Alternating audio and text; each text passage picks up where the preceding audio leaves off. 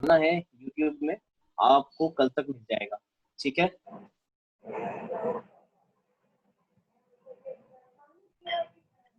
ना चलो बनाओ। नाउ किसी को याद है हमने कल लास्ट जो क्वेश्चन किया था जिसमें परसेंटेज के फॉर्म में आइसोटोप्स दिए थे, तो हमने कैसे निकाला था एवरेज एटॉमिक मास? जस्ट मल्टीप्लाई कर दिया था, राइट। आइसोटोप दिए थे उससे हमने जस्ट मल्टीप्लाई कर दिए थे, ठीक। तो उससे हमारा आंसर आ गया था। हाँ दीपांशु जगदीश, पूरे लेक्चर्स डले हुए हैं बेटा। तुम यूट्यूब में जाओगे ना तो लेक्चर 1, लेक्चर 2, लेक्चर 3, लेक्चर 4 तक तो मैंने डाल दिया था, तो लेक्चर 5, लेक्चर 6 भी डाल दूंगा, ठीक है। स्टार्टिंग से लेक्चर्स डाला हूँ क्योंकि मुझे मालूम है बहुत सारे लोग शायद और ज्वाइन कर सकते हैं, तो उनके लिए इसलिए मैं सारे लेक्चर्स अभी रिकॉर्ड कर रहा हूँ, फिर बाद में नहीं करूंगा। चलो, यस सर।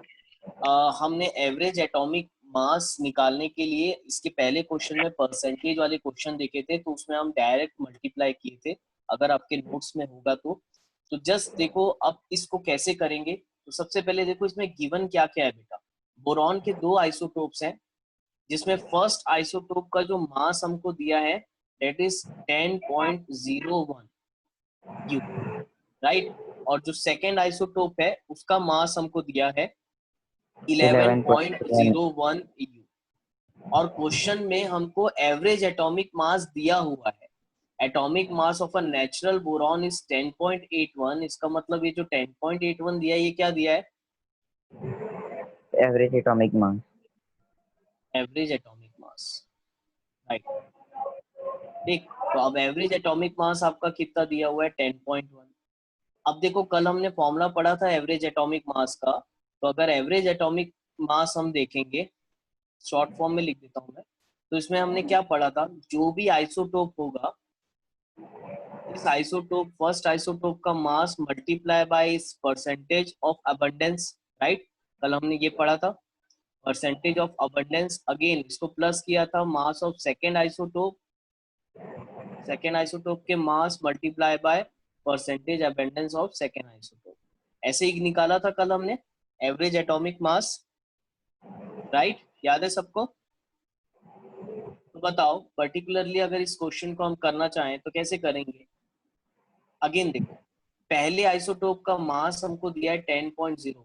अच्छा, इसको करने से पहले ध्यान से देखो पूरे क्वेश्चन में, अब जैसे इसके पहले वाले क्वेश्चन में परसेंटेज दिया हुआ था, एबंडेंस दिया हुआ था, अब इसमें कहीं पर भी एबंडेंस दिया नहीं हुआ है, तो मैं क्या करता हूँ, एज्यूम कर लेता हूँ लेट द अबंडेंस या परसेंटेज ऑफ फर्स्ट आइसोटोप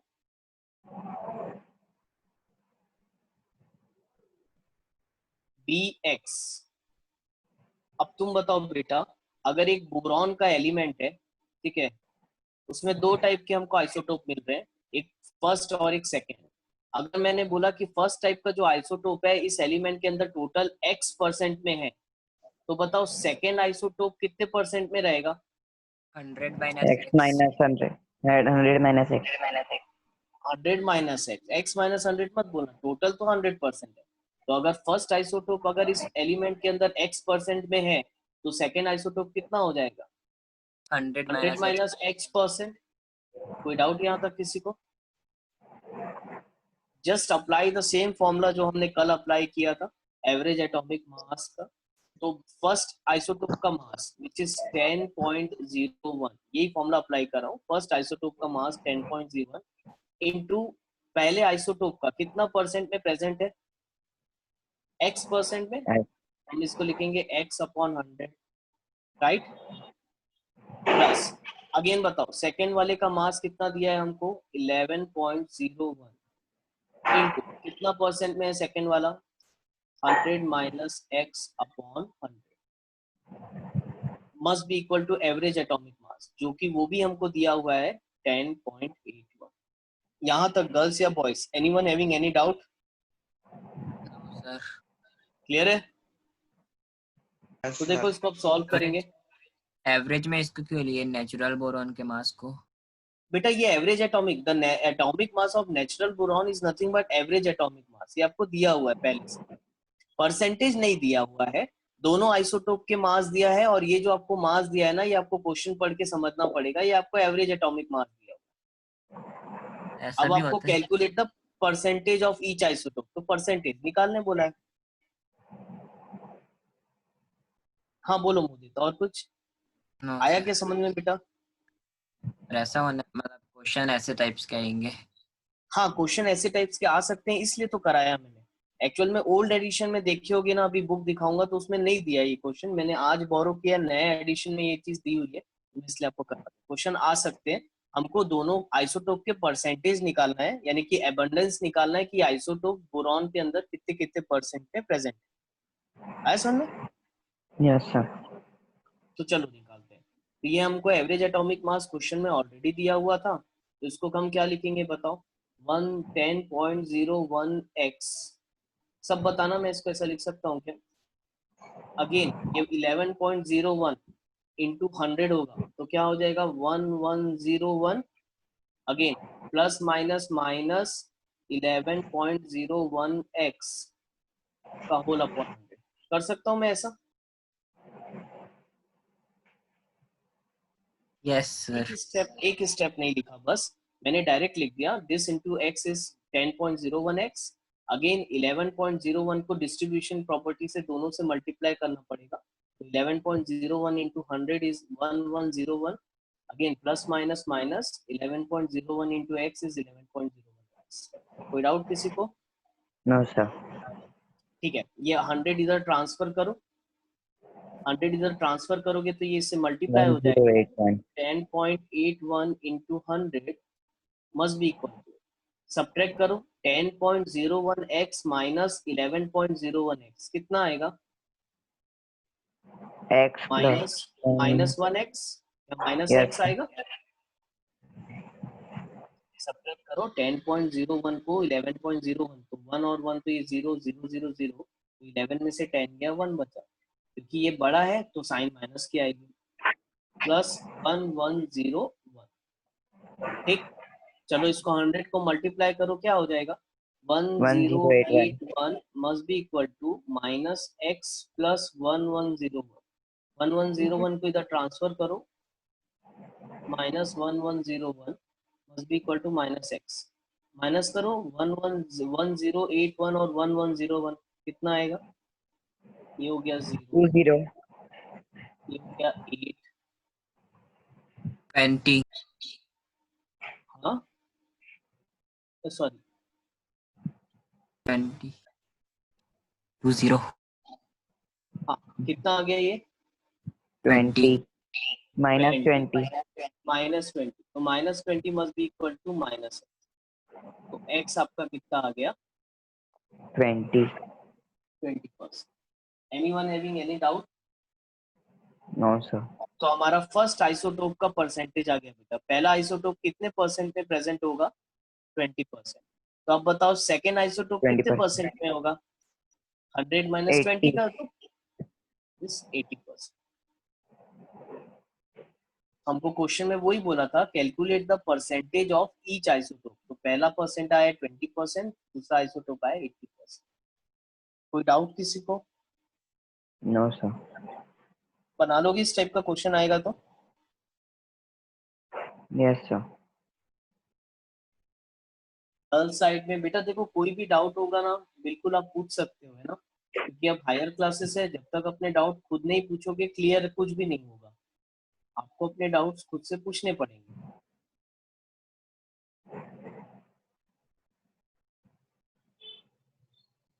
लिख लोगे तो डन बोलना, फिर मैं आगे बढ़ूंगा ना। Sir done.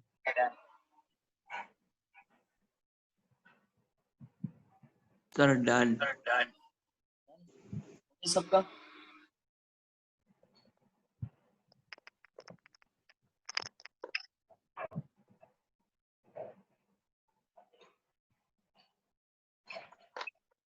बस डन। बस बेटा स्क्रीनशॉट लेके नहीं रखना, हाँ, लिखते जाओ साथ में, टाइम दे रहा हूँ तो बहुत जरूरी है नोट्स बनाना, स्क्रीनशॉट से पढ़ाई नहीं होती। चलो आगे बढ़ो, नेक्स्ट। अब देखो, कल मैंने आपको पढ़ाया था एवरेज एटॉमिक मास क्या होता है, तो मैंने आपको एक शॉर्ट रिवीजन दे देता हूँ। हमने कार्बन 12 आइसोटोप को स्टैंडर्ड माना था और उसके रेफरेंस से सारे एलिमेंट्स के मासेस को निकाला था। तो वो एक यूनिट बना दी गई जिसको हम बोलते थे atomic mass unit, AMU, right. फिर बाद में डिस्कवरी हुई आइसोटोप्स की कि एक एलिमेंट के अंदर आइसोटोप्स भी होते हैं, तो सारे आइसोटोप्स का जो एवरेज मास होता है वो एक्चुअल में एलिमेंट का मास होता है। तो वहां से हमने पढ़ा, तो that is actual known as a average atomic mass. कोई डाउट यहाँ तक? जब भी हम No, sir. Atomic mass unit की बात करते हैं ना, हम कार्बन 12 आइसोटोप को स्टैंडर्ड मान के सारे एलिमेंट्स का मास उसके रिस्पेक्ट से निकालते हैं, ठीक, जिसको हम यू से रिप्रेजेंट करते हैं, जो मैंने कल आपको बताया था। चलो नेक्स्ट हेडिंग डालो, ग्राम एटॉमिक मास। अब ये सब बहुत इजी हो जाएगा अगर आपको कल की क्लास समझ में आ गई है तो।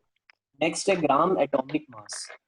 अब देखो बेटा, जो हमने एवरेज एटॉमिक मास पढ़ा था उसको हम या तो AMU से रिप्रेजेंट करते थे या U से रिप्रेजेंट करते थे। जैसे यहाँ पर देखो, एटॉमिक मास ऑफ ऑक्सीजन, तो एटॉमिक मास ऑफ ऑक्सीजन हमने कितना पढ़ा है, 16 AMU, या तो इसको आज के दौर पे 16U बोलते हैं, यूनिफाइड यूनिट, राइट। पहले Yes, जमाने sir. में AMU बोलते थे, अब इसको U से रिप्रेजेंट किया जाता है। अगर मैं यही एटॉमिक मास को ग्राम में रिप्रेजेंट करूंगा तो वो हमारा हो जाएगा ग्राम एटॉमिक मास। डाउट? तो इसका डेफिनेशन लिख लो, the atomic mass of an element expressed in grams is called gram atomic mass. अगर हम उसके एटॉमिक मास को ग्राम में रिप्रेजेंट करेंगे तो वो ही कहलाएगा ग्राम एटॉमिक मास। एकदम सिंपल है। Yes, sir. Atomic mass unit को अगर आप ग्राम में रिप्रेजेंट करते हो तो वो आपका कहलाता है ग्राम एटॉमिक मास। कोई नई चीज नहीं है, बस अगर आप यू को ग्राम में लिखोगे तो वो हो जाएगा ग्राम एटॉमिक मास। अच्छा देखो, यहाँ पर ना हम एटॉमिक की बात कर रहे हैं। एटॉमिक मतलब होता है एटम। यहाँ पर्टिकुलरली हम, इसके पहले हमने डेफिनेशन लिखी थी एवरेज एटॉमिक मास, यहाँ हम लिख रहे हैं ग्राम एटॉमिक मास, यानी पर्टिकुलरली हम एटम की बात कर रहे हैं या एलिमेंट की बात कर रहे हैं। सिंगल सिंगल, हाइड्रोजन यानी H, ऑक्सीजन यानी O, ठीक है, सोडियम यानी Na, तो ये हो गया एटम्स, ठीक। अब नेक्स्ट है आपका मॉलिक्यूलर मास। अच्छा, what do you mean by molecular mass? Mass of किसी मॉलिक्यूल। molecule अगर हम की है. मास ऑफ अ मॉलिक्यूल, अगर हम मॉलिक्यूल का मास निकालेंगे तो उसको मॉलिक्यूलर मास बोलेंगे, और अगर हम एटम का मास निकालेंगे तो हम उसको एटॉमिक मास बोलेंगे। बस इतना ही फर्क है। आया समझ में? अगर आप एटम का मास निकालते हो तो that is known as atomic mass. अब आप उसको चाहे यू में निकालो, यूनिफाइड मास में निकाल लो, या तो ग्राम मास में निकाल लो। वैसे मॉलिक्यूलर मास है। अब मॉलिक्यूलर मास क्या होगा? अगर आप मॉलिक्यूल का मास निकालते हो that is known as a molecular mass. लिख लो उसका नेक्स्ट हेडिंग मॉलिक्यूलर मास। अच्छा एक मिनट रुक जाओ, ग्राम एटॉमिक मास लिखा था ना, उसमें ये है, ये एग्जांपल लिख लो बेटा।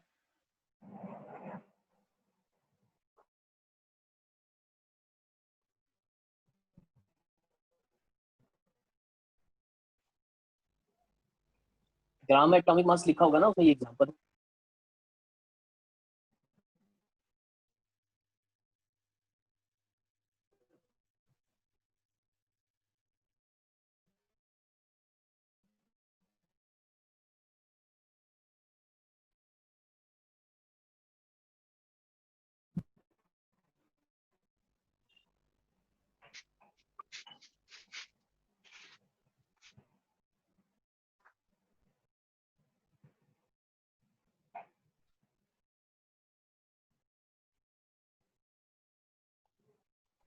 Sir, done. डन ना? ठीक है। अब नेक्स्ट हेडिंग देख लो, मॉलिक्यूलर मास। मॉलिक्यूलर मास है, हाँ,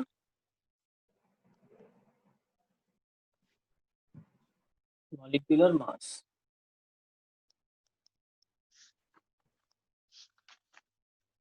इसको यहाँ से यहाँ तक इसकी डेफिनेशन लिख लो बेटा। कुछ अलग नहीं है, सब एक दूसरे से कनेक्टेड है। एटॉमिक मास यूनिट यानी जब हम एटम का मास लिखते हैं तो उसको एटॉमिक मास यूनिट बोलते हैं, और वही एटम के मास को अगर आप ग्राम में रिप्रेजेंट कर रहे हो तो उसको ग्राम एटॉमिक मास बोलेंगे। ऑन द सेम हैंड अगर आप मॉलिक्यूल का मास निकालते हो, जैसे कि वाटर हो गया, हाइड्रोजन गैस हो गया, ऑक्सीजन गैस हो गया, तो जब आप किसी भी मॉलिक्यूल्स का मास निकालोगे तो उसको मॉलिक्यूलर मास बोलते हैं, राइट। और अगर इसको आप ग्राम में रिप्रेजेंट करोगे तो उसको ग्राम मॉलिक्यूलर मास बोलेंगे। बस इतना ही है, simple. Anyone having any doubt till now? किसी को कोई डाउट बेटा यहाँ तक? No sir. ठीक है, गुड। चलो लिख लो तो मुझे बताना फिर। हाँ, डन बोलना तो फिर आगे बढ़।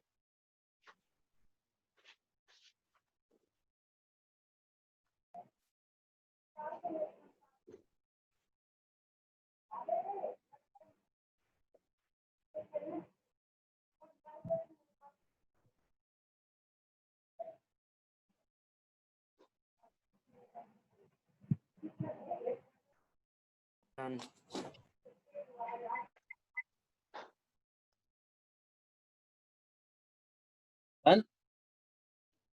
Yes sir. लिखो लिखो, फास्ट लिखो, थोड़ा सा बस डेफिनेशन है, तो लिख समझने के लिए हमको बस दिमाग में याद रखना है क्या क्या होता है। बाकी बस रिवीजन करने के लिए आपको शॉर्ट में लिखवा दे रहा हूँ, बहुत डिटेल तो नहीं लिखना।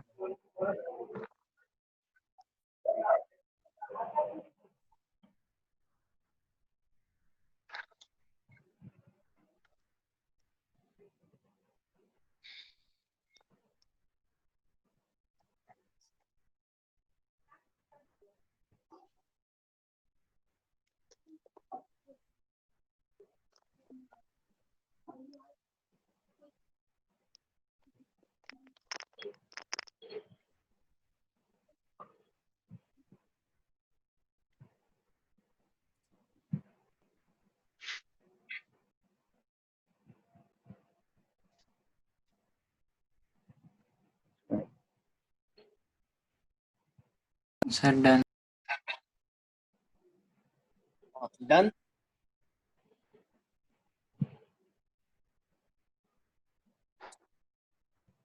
देखो अब इसका ना एक और डेफिनेशन ये लिखा हुआ है, तो इसको लिखने की ज्यादा कोई ऐसा नीड नहीं है मेरे हिसाब से। आप बस इसको रीड कर लो। जैसे हमने वो डेफिनेशन लिखा, जस्ट एक अनदर डेफिनेशन है, the molecular mass of a substance is the average relative mass of its molecule as compared with an atom of carbon 12 isotope taken as 12। तो बेटा ये चीज अपन ने स्टार्टिंग में ही पढ़े थे।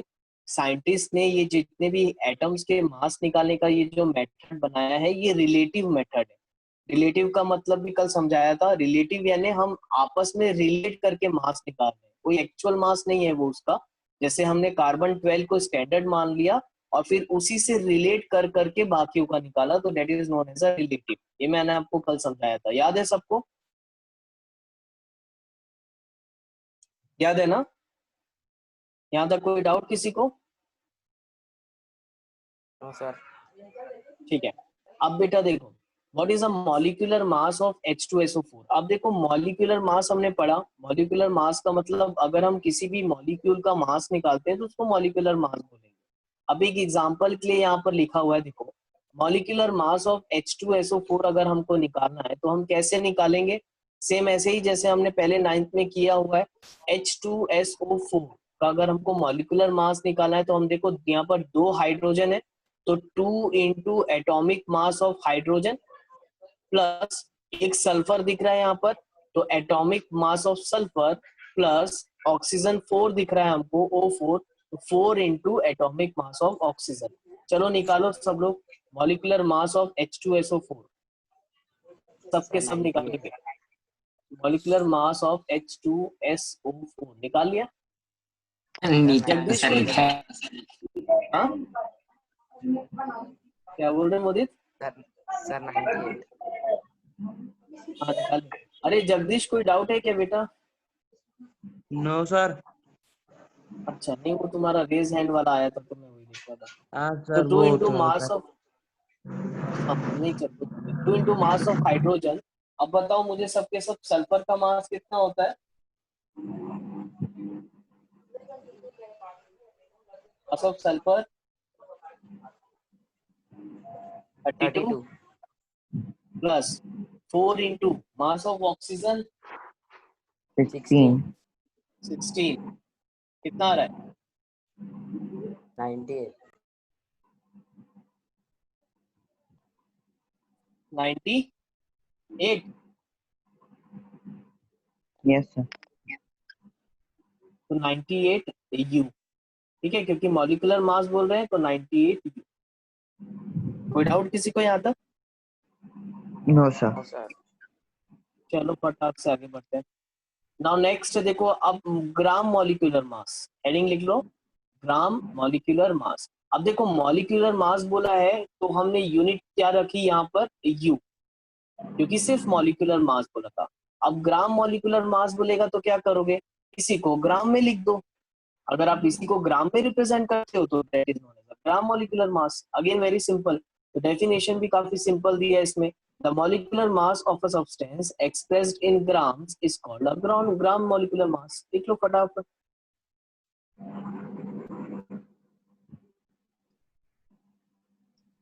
अगेन सेम एग्जांपल दे सकते हो। Example molecular mass of H2SO4 हमने यू में लिखा था तो वो मॉलिक्यूलर मास हो गया। अब ग्राम मॉलिक्यूलर मास को में लिखना है तो उसी को जस्ट आप ग्राम में रिप्रेजेंट कर दो, which is equal to 98.0 gram. Simple.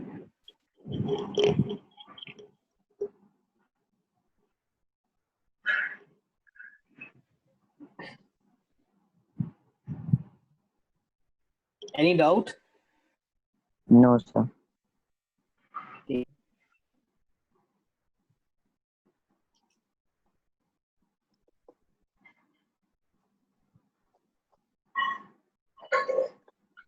चलो नेक्स्ट आ जाओ। लिख लिया? डन।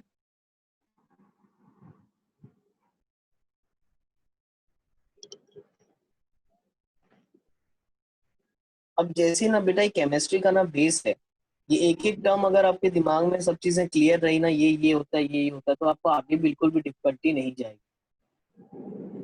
हो गया? डन। आगे बढ़ूं मैं? Yes, sir. चलो नेक्स्ट है आपका फॉर्मूला मास। अरे एक मिनट रुक जाओ, इसमें नहीं दिया है क्या? Mole concept. मूल कंसेप्ट लिखा हुआ है? नहीं नहीं, हेडिंग लिखो formula mass and gram formula mass. Heading लिखना फॉर्मूला मास, ये एनसीईआरटी में दिया है, प्रदीप में भी दिया है लेकिन ये एडिशन में नहीं दिया। Formula mass and gram formula mass, formula mass and gram formula मास। ठीक है, formula mass and gram formula mass.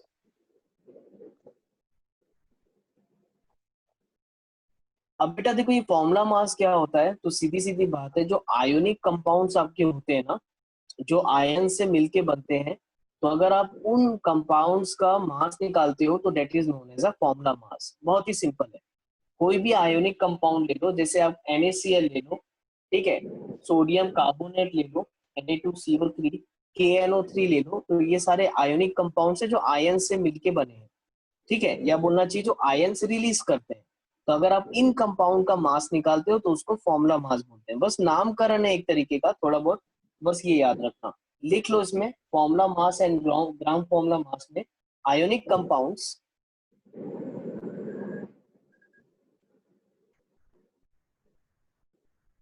such as NaCl,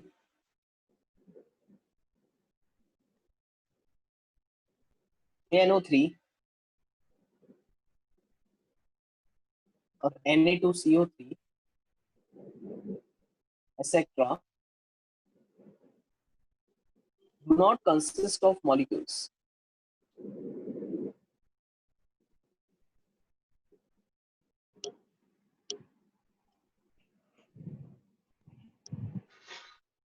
That is single entities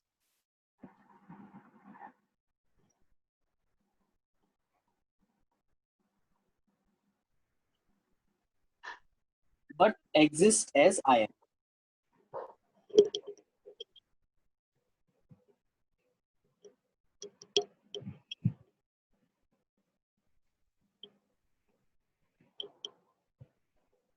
closely packed together, बस इधर से इतना इतना ही लिखो काफी। अब समझ में आया कि नहीं आया तुम लोग को? नहीं व्हाट पता। Is formula mass? Ionic compound के अगर मासेस निकालोगे तो उसको फॉर्मूला मास बोलेंगे। अब देखो यार, आयोनिक कंपाउंड्स क्या बोल रहा है, जो आयन से मिलके बने हैं। अब देखो बहुत सिंपल वे में समझा रहा हूँ, इसको लिखना मत, बस देख लो 2 मिनट के लिए। KNO3 और Na2CO3। अब यहाँ कर ध्यान से देखोगे ना तो ये कोई यहाँ पर कहीं पर भी तुमको मॉलिक्यूल नहीं दिख रहा होगा। अच्छा, मॉलिक्यूल क्या होता है? जो इंडिपेंडेंटली एग्जिस्ट करता है, जिसकी डेफिनेशन हमने लिखी है। What are molecules? जो अर्थ क्रस्ट, अर्थ में हमारे इंडिपेंडेंटली एग्जिस्ट करता हो। जैसे कि ऑक्सीजन गैस, ऑक्सीजन गैस हमारी O2 के फॉर्म में रहती है। वैसे हाइड्रोजन गैस H2 के फॉर्म में रहेगी, नाइट्रोजन गैस N2 के फॉर्म में रहेगा, क्लोरीन Cl2 के फॉर्म में रहेगा, वाटर H2O, यानी कि हाइड्रोजन भी मॉलिक्यूल है और ऑक्सीजन भी मॉलिक्यूल है, तो दो मॉलिक्यूल से मिलके बन रहा है। तो ये सारे हो गए तुम्हारे मॉलिक्यूलर मास, यानी मॉलिक्यूलर कंपाउंड जो मॉलिक्यूल से मिलके बन रहा है। आयोनिक कंपाउंड का मतलब जो आयन से मिलके बन रहा है, जैसे कि सोडियम और क्लोरीन। ठीक, ये आयोनिक फॉर्म में रहेगा, Na+Cl-।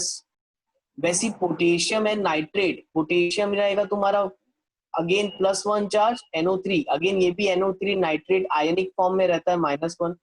राइट और नॉट? वैसे सोडियम और कार्बोनेट, अगर इसको भी आयोनिक फॉर्म में देखोगे तो ये हो गया +1 और कार्बोनेट हो गया तुम्हारा, सॉरी हाँ, कार्बोनेट हो गया तुम्हारा -2। कोई डाउट? No sir. हाँ, तो अगर आप इन कंपाउंड्स के मास को निकालोगे तो उसको हम बोलते हैं फॉर्मूला मास। ये इसलिए बता दिया ना कि एनसीईआरटी में भी दिया हुआ है, तो फिर क्या है, कोई कंफ्यूजन नहीं रह जाना चाहिए। तो सिंपल टॉपिक है फॉर्मूला मास। अगर हम आयोनिक कंपाउंड के मास निकालेंगे तो निकालने का मेथड सेम है। एग्जांपल के लिए निकाल लो, अगर आपको क्वेश्चन दिया रहे, एग्जांपल फॉर्मूला मास ऑफ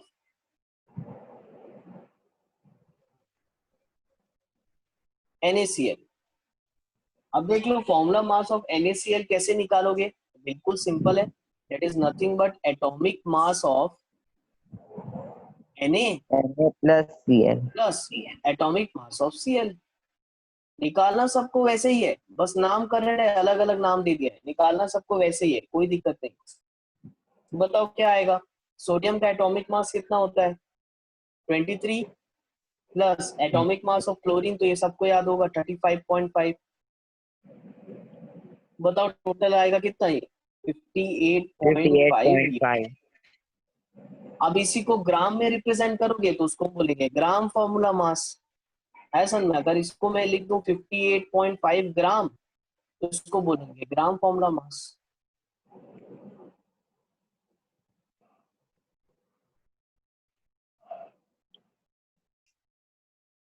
कोई डाउट यहाँ तक? No sir. डन बेटा? Yes sir. ठीक है, चलो एक नोट लिख लेना। यहाँ तक लिख लिया क्या सबने? Yes sir. ठीक है, एक ना नोट लिख लेना आप लोग, सब हेडिंग डालना नोट में, इक्विवेलेंट मास।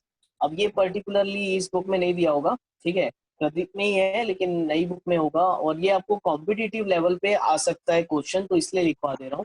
एक फॉर्मूला है इक्विवेलेंट मास का, जो कि आपके इसमें नहीं दिया है, ठीक है, एनसीईआरटी में भी शायद होगा, मेरे ख्याल से नहीं है उसमें भी। इक्विवेलेंट मास,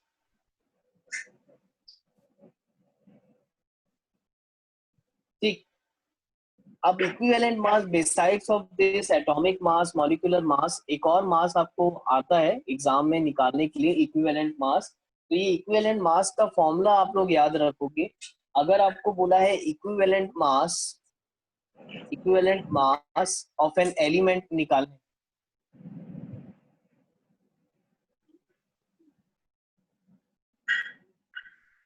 अगर equivalent mass of an element आपको निकालना है तो इसका फॉर्मूला होता है एटॉमिक मास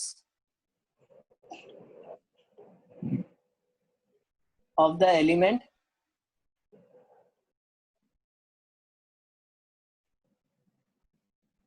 का whole upon valency of the element. अब देखो ये कॉम्पिटिटिव एग्जाम्स में आपके दे सकता है, अब वो कोई भी कॉम्पिटिटिव एग्जाम्स हो, तुम्हारा स्टेट कॉम्पिटिटिव हो या JEE हो, ठीक है, तो ये आपका इंपॉर्टेंट था इसलिए मैंने लिखवा दिया। Equivalent mass of an element अगर आपको कभी निकालने बोले तो उसका फॉर्मूला होता है atomic mass of the element upon the valency of the element. Example के लिए एक मैं आपको दे देता हूँ, एग्जाम्पल दूंगा तो ज्यादा अच्छे से समझ पाओगे इसको कैसे यूज करना है। जैसे कि एग्जाम्पल, इक्विवेलेंट मास आपको निकालने बोलेगा of copper in copper oxide CuO। Equivalent mass निकालने बोला है कॉपर इन कॉपर ऑक्साइड, तो बताओ अब मुझे तुम कैसे निकालोगे।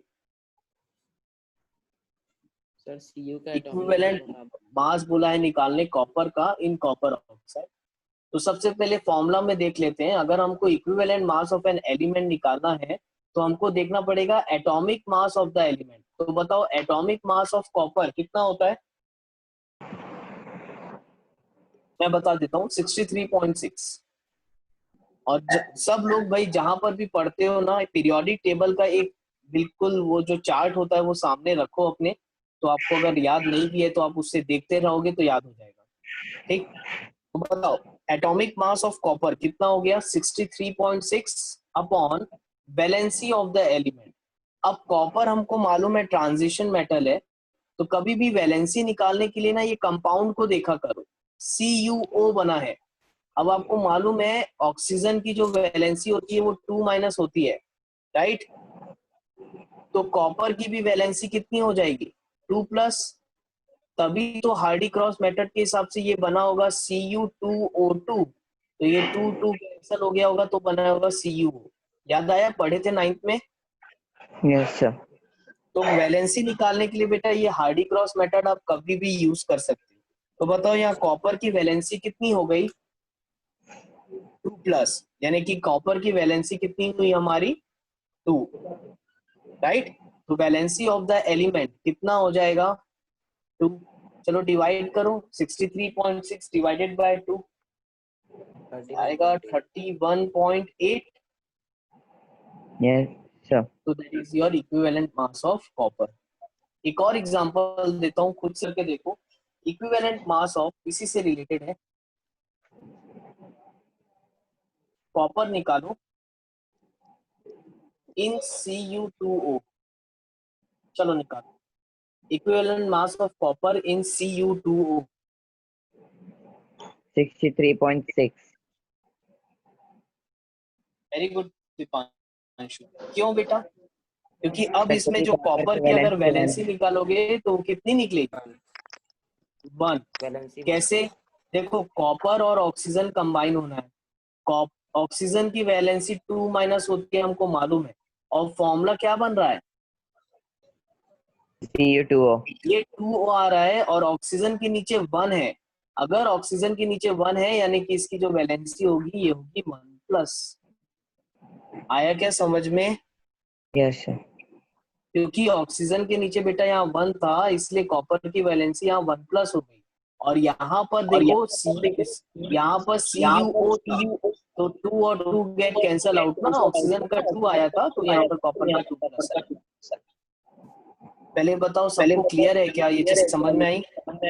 Yes, sir sir. इको हो रहा है बहुत। आओ इको हो रहा है, तुम लोग की भी आवाज होती है। तेरे तो ये आएगा दीपांशु का माइक ऑन है इसलिए। अच्छा देखो ये 63.6 हमारा ये आंसर हो जाएगा। Anyone having any doubt regarding this, हाँ सर। आया अच्छे से समझ में यहाँ तक। तो यहाँ से फिर अपन कल कंटिन्यू करते हैं, ठीक है। You sir. चलो थैंक यू क्लास, अपना ख्याल रखो, फिर यहीं से हम कल कंटिन्यू करेंगे, मोल कॉन्सेप्ट कल स्टार्ट करेंगे, ठीक है। Yes, sir. बाय बाय बेटा।